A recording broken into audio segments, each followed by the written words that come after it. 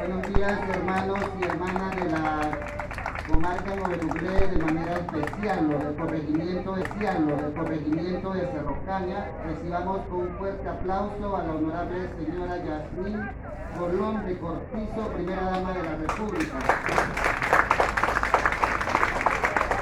Como también al equipo de trabajo que la acompaña, a los distinguidos directores y directoras del despacho de la primera dama, un fuerte aplauso también.